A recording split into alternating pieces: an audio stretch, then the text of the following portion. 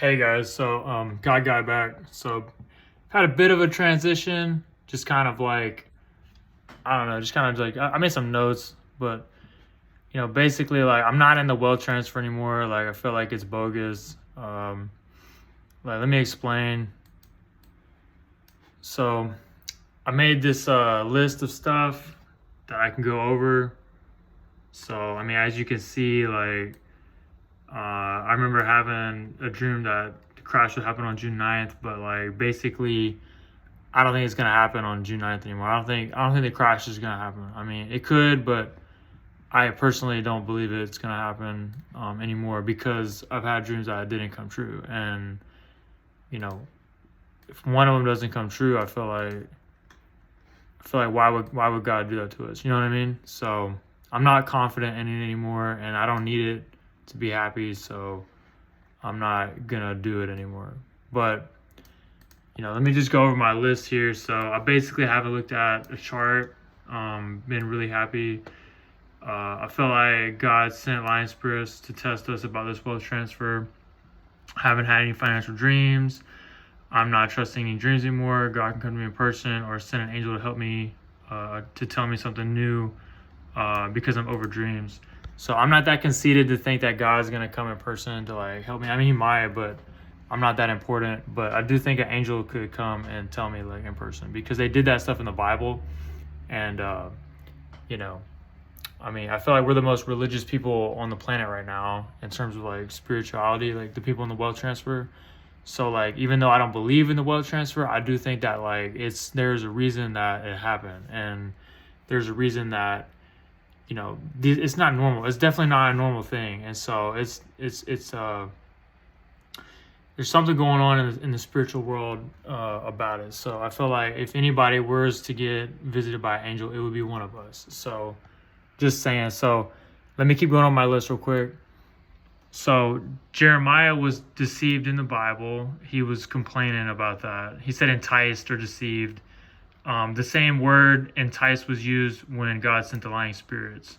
So it's definitely a plausible thing that God tricked Jeremiah also into thinking to be more confident than he should have been about something. I'm not sure what it was in reference to, but so I haven't been interested in like entertainment. I would say I'm getting my entertainment from like some stuff. Like I'm trying to do the self-improvement stuff. I picked up basketball. That's kind of where my entertainment has been, is like going to the gym and doing basketball. Like I've gotten to where I can kind of spin it on my finger a little bit, just basic skill set improvement here. You know what I'm saying? The finger spin, like I can't. I gotta keep this hand free. But so I was looking at like Instagram because I feel like I can't do the bar scene. I'm struggling in the church scene. Like I feel like with me, like I gotta do Instagram. So, and to do that, I gotta look good. Like I've been working out. Like I'm getting kind of like jacked a little bit. It's coming in. But it's obviously like I'm still a little fat. But once I get like a little bit more like ripped or whatever, I can start trying to like meet a girl on Instagram, whatever that means. But it seems like they're only interested in like athletes, so I gotta do like trick shots in basketball, or I don't know. I'm trying to figure out what to do right now, but let me just keep going over my list here. So I have been getting into the black pill community because I'm a good looking dude, and it's very stroking to my ego. It makes me feel good, I guess, when I read that, and I'm like, okay, I do have a chance of getting a girlfriend. But I mean, I don't care about making money anymore. Let me just go over these more reasons, and I'll talk to you guys about the money stuff. I'm intelligent, but it doesn't matter because I don't really care about using it for anything worldly. So I do want to just be like a prophet right now. Like I feel like that is what God called me to do. I'm gonna just try to do that, and I have no idea how to actually do that. So I have a plan to try to get God to like get me there, but it's gonna be kind of ballsy. So basically, like back in the day, I was going to school. I was a fraternity guy. Sigma Chi and all that stuff, and I was pretty high up there. I went to like the leadership conference, and they liked me a lot. But then I became like a Christian, started going to like a really small church, and they were speaking in tongues. So I started speaking in tongues, and basically like they did not like me as much anymore because I would start preaching about how alcohol is bad, and that doesn't mix well with the fraternity crowd. So I got into an altercation, with one of the brothers. Like, that tooth is fake because of this altercation, and basically like they did not handle the situation well. Like, even though it really wasn't my fault, I was correcting his actions, and he didn't like it and punched me in the face with a cup. And the leadership, they gave us both the same punishment, even though like I was basically like permanently damaged. And that caused me to like quit the fraternity, and then I ultimately ended up dropping out of college to try to pursue like God more and try to get God to help me, because I had a prophetic word while I was in college that I would have many souls for the Lord, that God would save many souls for the Lord. That's literally all I heard. Was the guy, the pastor apostle guy at this black church that I met through the church I was going to, called me up. He said many souls for the Lord, and then that was it. He told me to go sit back down. A week later, I'm at this like carnival, Bodark Bash or whatever. It's a festival, and I'm about to pass out like flyers, Jesus flyers, and the pastor I was with didn't know this other pastor. He's talking to me, and then he turns back around right before he's about to send me on my way to where I'm passing out flyers for the first time. I had never done that kind of stuff before. And he says, many souls for the Lord. And then, it was like an afterthought for him. And he walks off. That was the last thing he said.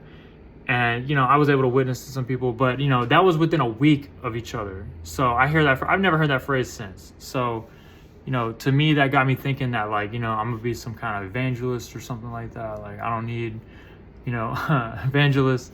I don't need to... I don't need the degree, you know what I mean? Like, God's got me covered. Like, he wants me to go do religious stuff. Like, all right, cool.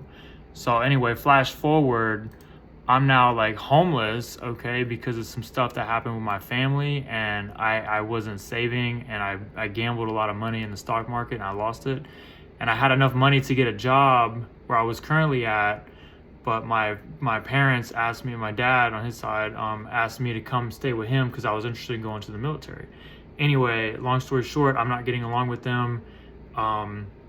Their demons started manifesting and all that stuff. So I go to my grandpa's house.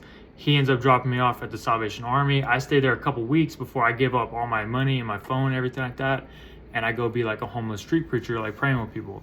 And so anyway, I was legit homeless preacher. Like, I didn't have any cars. I didn't have any money. I didn't have a cell phone. I had no, like they had to come and give me my birth certificate. My dad did, because I didn't have any paperwork to even join the Army. And so this was right before I joined the Army. And so what I'm trying to say is I met a prophet, and he gave me a prophetic word. And that morning, I was praying with some people at church, and they're dropping me off to get lunch. This guy's dropping me off to get lunch at the Burger King. And he's like, nah, I can't actually eat lunch with you. I don't have time. Like, let me give you this $20 and you go eat lunch. It's on me. And I'm like, no, I can't accept this money. I'm not doing this for money. And then he said, no, don't deny me this honor. Take the money, please. And so I took the money.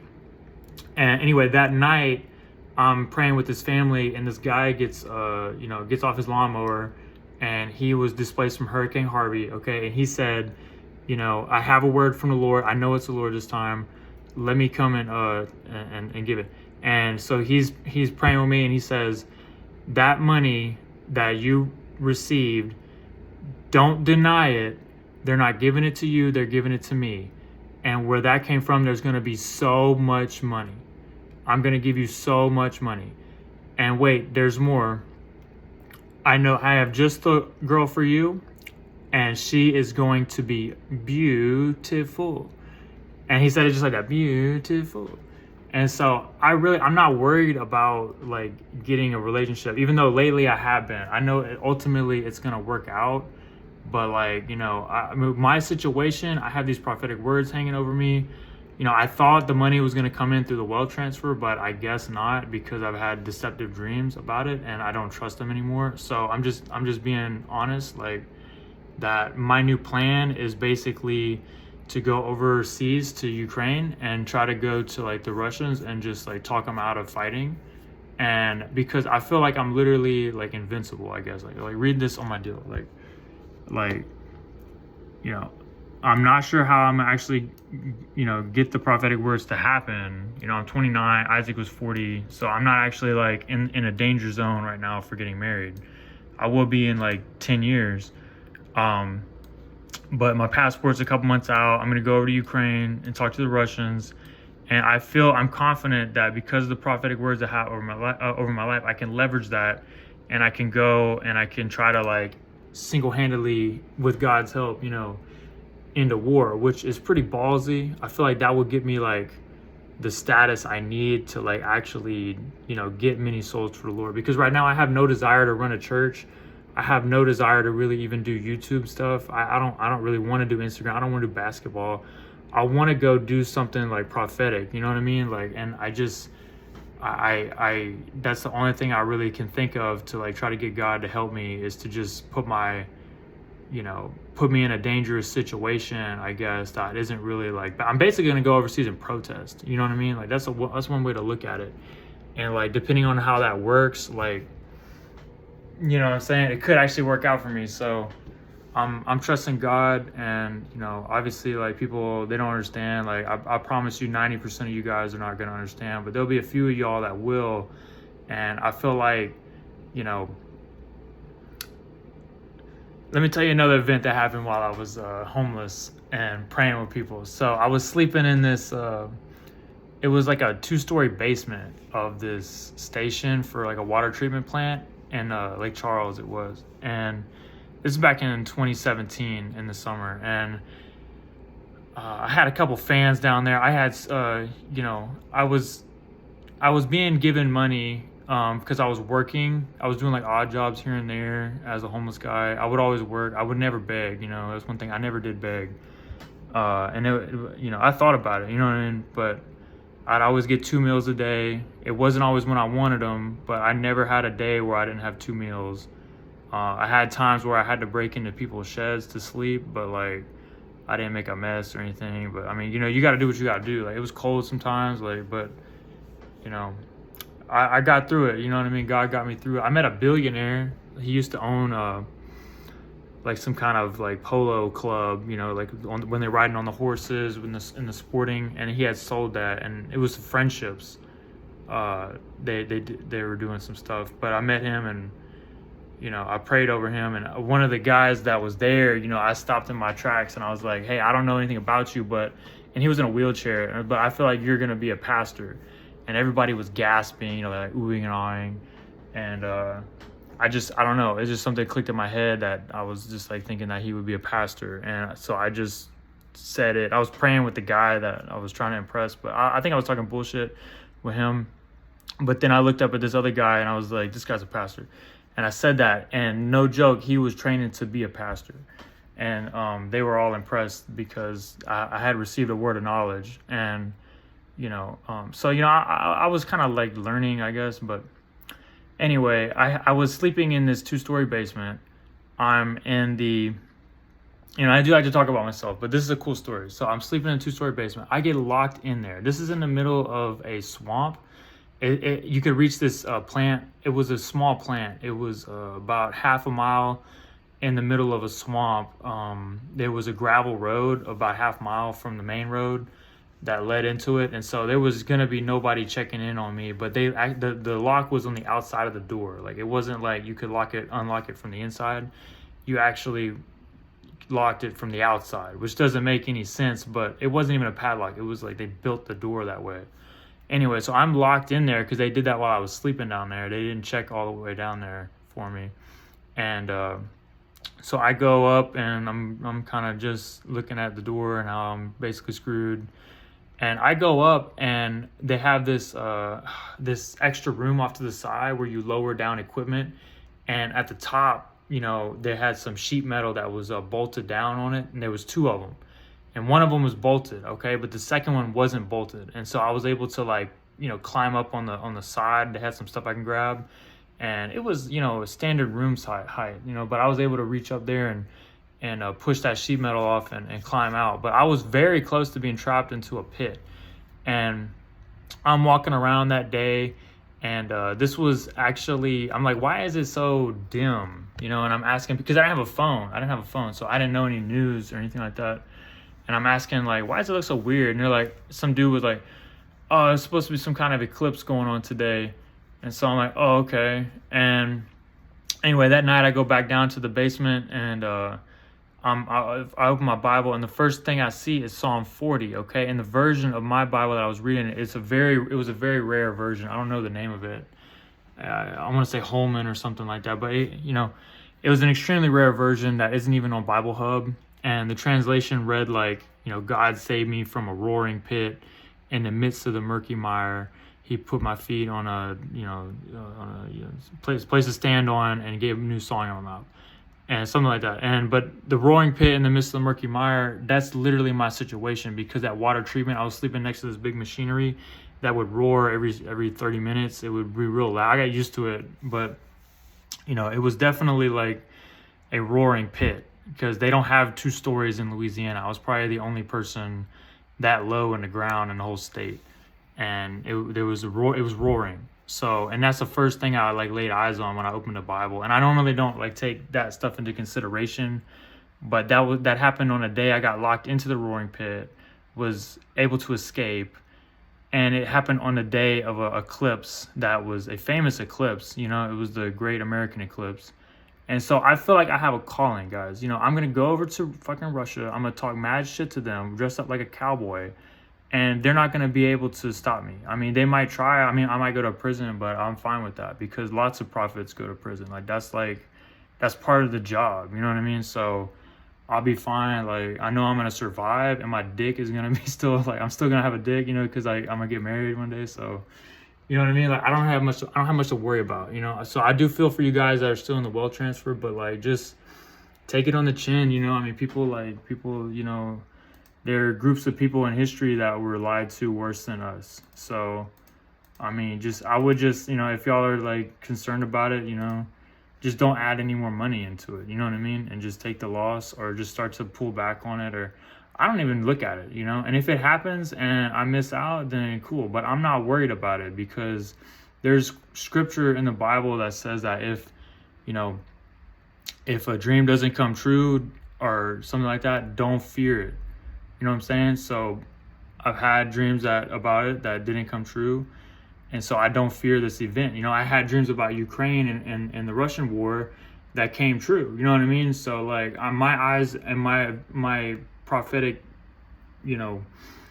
compass is focused on that area right now. And I don't actually trust any more dreams, because even if I were to get a dream about Ukraine now, I wouldn't even trust it, because I just personally, I feel like I'm above dreams right now. Like, I'm not going to do them anymore, because, God can send an angel to me, no problem. And that's kind of where I'm at right now. And if I get a dream that I feel like it's from the Lord, I'm just going to ignore it and tell him that, you're going to have to send somebody to, talk to me, because that's what he did for Daniel. You know what I mean? I mean, Gabriel like went out of his way for Daniel. So I feel like they should do that for me. You know what I'm saying? And that's not even, if I'm gonna go over there and talk shit to the Russians and be in that stressful situation, that's not even asking too much, in my opinion. So, but all right, guys. So I just wanted to give y'all a little update. I've been working out. I look fat when I sit down, but I'm gonna tell y'all my workout strategy here, maybe in like the next video or two. But I don't do that diet anymore. I was posting about I lost 8 pounds doing it in like 2 weeks, but it was hard on my body. Like, I mean, I didn't have any headaches or anything like that, but like, my stool was kind of weird. I would go to the bathroom more often than I'm used to, but now I'm basically just eating less, and I'm taking the whey protein, and I'm hungry. But once I get like a really good 6-pack, then I'll start eating just slightly more to try to get, the calories I need. So I'm making sure I take like a couple of those Centrum multivitamin pills, and I just basically eat less regular food and take the whey protein. But all right, guys, it was been fun. So guy out. So I'll talk y'all later.